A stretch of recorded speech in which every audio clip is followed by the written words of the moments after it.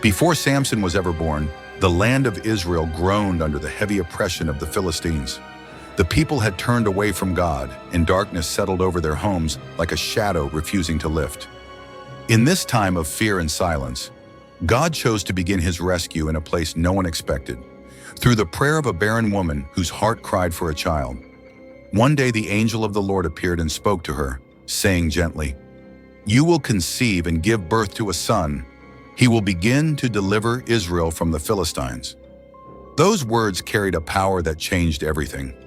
From that moment, a promise shimmered over her life like light cutting through night. When the angel repeated the message before Manoah, her husband, he trembled, unsure whether such a miracle could truly happen. "If this is from God," Manoah pleaded, "teach us how to raise this promised child." And the angel answered simply, "Let him be set apart as a Nazirite from the womb." No razor was ever to touch the child's head. He was to belong wholly to God. When Samson was finally born, strength seemed to rest inside him like a hidden fire. Little did his parents know that this child, quiet in their arms, would one day shake the foundations of nations. As Samson grew, the Spirit of the Lord began to stir him. He would wander into the fields, lifting stones others could not move, or sprint across hills with a speed that baffled those who watched him. People whispered, "Surely God has chosen him." But Samson was still a man, full of desires, questions, and flaws. One day he returned home and said to his parents, "I have seen a Philistine woman in Timnah. Get her for me as my wife." His parents protested, "Is there no woman among your own people?" Yet Samson insisted, "She pleases me. Get her for me." None of them knew this was part of God's mysterious plan. On Samson's journey to Timnah, a roaring lion leapt toward him from the vineyards. Before fear could even form in his heart, the Spirit of the Lord came upon him, and with bare hands he tore the lion apart as easily as one might tear cloth. Samson stood over the lifeless beast, breath steady, wondering at the strength flowing through him. Days later, he found honey inside the lion's carcass, and taking some in his hands, he said with a smile, "Out of the eater came something to eat. Out of the strong came something sweet." He did not yet realize this riddle would mark his path. At his wedding feast, Samson challenged the Philistine men with his riddle. "If you can solve it within 7 days, he declared, I will give you 30 linen garments." They accepted, but panic grew when they could not solve it.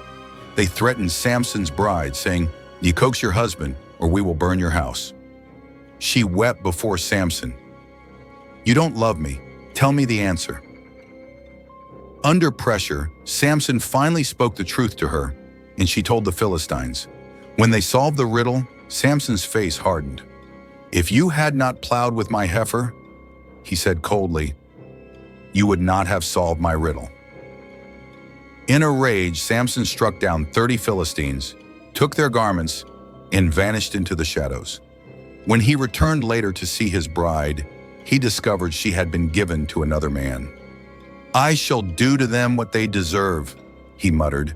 In fury, he caught 300 foxes, tied their tails together, set torches between them, and released them into Philistine fields.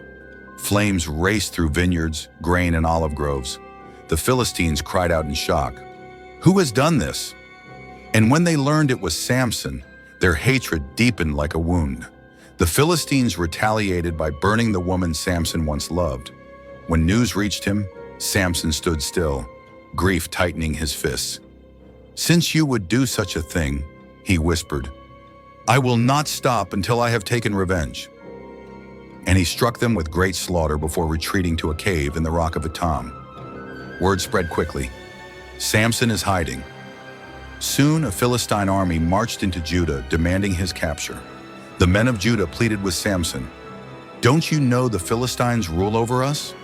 Samson answered calmly, "Swear you will not kill me yourselves."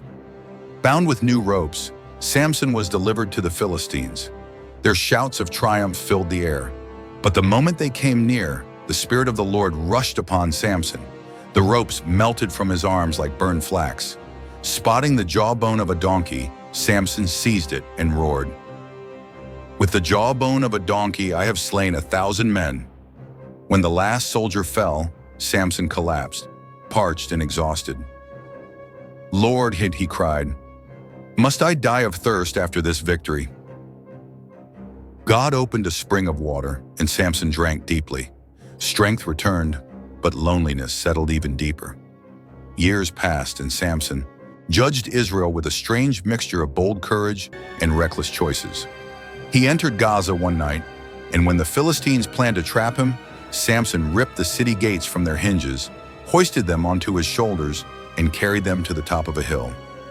The world trembled before him, but Samson's greatest enemy was not the Philistines. It was his own heart. And soon he met the woman who would test him like no battle ever had, Delilah. Delilah spoke softly, her voice like silk wrapping around Samson's mind. Tell me the secret of your strength, she asked one night, head resting on his shoulder. Samson teased, if someone ties me with 7 fresh bowstrings, I will become weak. She tried it, Philistines hiding in her chamber, but Samson snapped them easily. Again she pleaded, you are mocking me, tell me the truth. He answered, new ropes will do it. Again she betrayed him. Samson laughed, but each lie drew him closer to danger. Delilah's persistence grew sharper. How can you say you love me? She said, tears shining in her eyes, when you hide your heart from me. Day after day, she pressed him, wore him down, broke through defenses he did not realize were fragile. Finally, in a moment of weakness, Samson whispered the truth. My strength is in my hair, a sign of my vow to God. Delilah's eyes gleamed. That night, while Samson slept peacefully with his head on her lap, she summoned a man who cut off his 7 locks. When the Philistines rushed in, Samson awoke, but the strength of God had left him. The Philistines seized him, gouged out his eyes, and dragged him to Gaza. He became a spectacle, forced to grind grain in prison. Gone were the shouts of victory, the flames of battle, the roar of supernatural strength. Now Samson moved in darkness, hearing only chains and cruel laughter. Yet in that darkness, something sacred happened. Samson began to pray again. His hair slowly grew, symbolizing the renewal of his heart. Blind, humbled, he whispered, "O God, remember me." One day the Philistines gathered in a massive temple to celebrate. "Our god Dagon has delivered Samson into our hands," they shouted. Thousands filled the arena, lords, nobles, and crowds cheering for his humiliation. They brought Samson out to entertain them, pushing him like an animal. Samson leaned toward the servant guiding him and said softly, "Place my hands on the pillars that support the temple." The servant obeyed without suspicion. With his hands on the pillars, Samson lifted his face toward heaven, though he could no longer see it. "Sovereign Lord," he prayed, "remember me, strengthen me just once more, that I may avenge myself upon these enemies." A holy resolve surged through him, the same fire that once roared in his youth now returning with purpose. The pillars began to tremble beneath his palms. Samson cried out one final time, "Let me die with the Philistines." Then he pushed with every ounce of renewed strength God had given him. The pillars cracked, the temple shook, and the entire structure collapsed in a thunderous roar. Stones fell like rain, screams echoed, dust filled the air. In that moment, Samson accomplished more in his death than he had in his entire life. Through brokenness, God brought deliverance. When the dust settled, the Israelites found Samson's body beneath the ruins. They carried him home, tears mixing with gratitude. They remembered his victories, his struggles, his failures, and his faith. Samson's life stood as a reminder that even deeply flawed people can be used powerfully by God.